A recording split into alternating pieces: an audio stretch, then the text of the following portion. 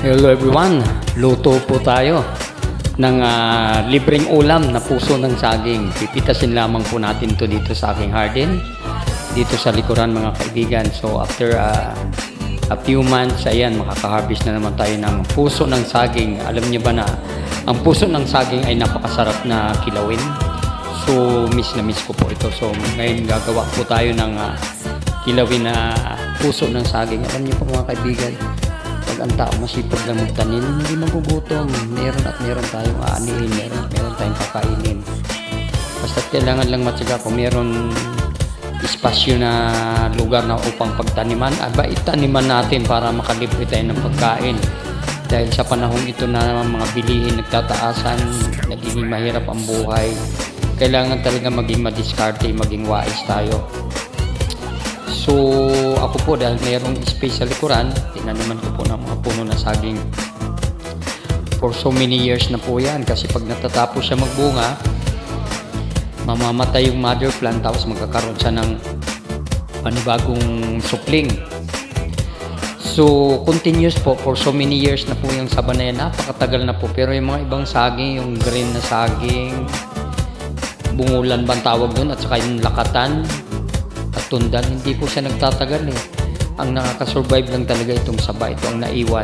Dati kumplito ako ng 4 na klase ng saging: saba, latundan, lakatan, at saka yung bungulan. Pero hindi po nagtatagal. Unlike itong saba, masipag. Pagkatapos niya, nanganganak, minsan 3, 2, panibagong supling. So ayan na po, napitas na po natin ang puso ng saging kasi nasa dulo na po siya, wala nang bunga na susunod. So pinitas ko na po siya upang ating iluto.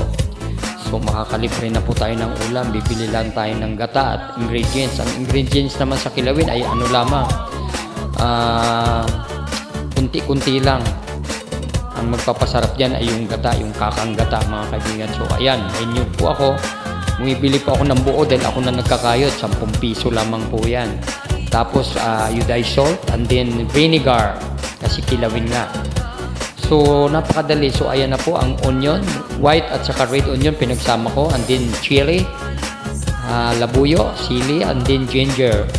I-slice natin yan ng maliliit. Chachap-chapin pa po yan ng pinong-pino para hindi masyadong makita, at the same time para maramdaman natin yung lasa. So ayan na po, biniyak ko na yung ang sabaw po niyan, yun na rin po ang gagamitin kong pinaka tubig para mapiga yung kakanggata na gagamitin natin sa puso ng saging. So ayan na po mga kaibigan, kakayurin ko na manual. So ayan, natapos na po, napakabilis dahil sanay naman po tayo. Kaya mas maganda ikaw na magkakayod dahil mas nakakamura ka, nakakatipid. Pag sa market bibili ka ng nyog, 30 to 35 ang bawat isa. Unlike pag ikaw magkayod, 10 pesos lamang po, napakalaking tipid, hindi po ba mga kaibigan? So ayan, pipigain na po natin yan, kunin yung kakanggata, and then ito naman puso, ayan, binalatan ko na siya. Pag malambot na po, tama na po yung pagtanggal ng balat. So ang gagawin natin ngayon dyan, i-slice natin yan, slice natin into 4. So ayan na po, kailangan bilisan natin na maibabad agad sa tubig, yan mangingitim po siya. So kailangan magmadali ka, and then magpapakulo na po tayo ng tubig at babanlian po natin siya, papakuluan po natin ng mga ilang minuto lamang po para lumambot. So ayan na po mga kaibigan, hindi po ba napakabilis, napakadali iluto at masarap. So ayan na po, yung nasa gitna na nasa taas ng yan, yung puso ng saging na pinagbiak natin na into 4 pieces, yung nasa gitna noon, yung pahaba na yun, aalisin natin yun kasi medyo may pakla po yan. So kailangan tanggalin natin yan bago natin siya i-slice na maliliit. So ayan, okay na po siya, pwede nang hanguin at i-slice na po natin. There you are. Ayan, tinanggal ko na po yung pinakagitna niya kasi mapakla po yun. So ayan, i-slice na siya. So napakadali mga kaibigan, very easy to cook at napakasarap po nito at napaka-healthy. Talaga namang delicious to at maraming good benefits na makukuha sa ating katawan. So ayan na po, gagamitin ko na rin yung kawali. Dito ko na siya imimix lahat. So lagyan natin ng iodized salt. Tapos imimikos-mikos natin dyan. Ayan na, lalagyan natin ang kunting vinegar kasi kilawin, so kailangan may vinegar, and then ilalagay natin ang mga ingredients na yung labuyo, onion, white at saka red onion at saka yung kakanggata. Ayan, paghahaluin na natin. Tapos patakan natin ng kunting sugar. Ganun lang, napakabilis. Then i-mix-mix na natin. Hindi ba? Napakabilis mga kaibigan. Ang dali-dali. Napakabilis. So, ayan na po. Tapos na po. Very easy.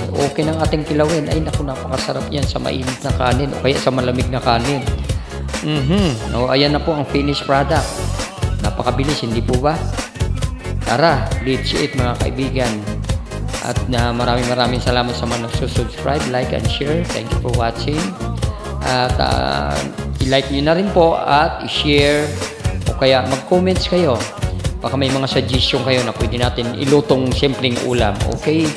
Bye-bye everyone. Thank you for watching. God bless po. Hanggang sa muli, hanggang sa susunod natin mga vlogs. Dito sa simpleng ulam at simpleng merienda, pinagsama ko po rito. So may merienda na, may ulam pa. Yun ang pinapasok ko dito. Bye-bye!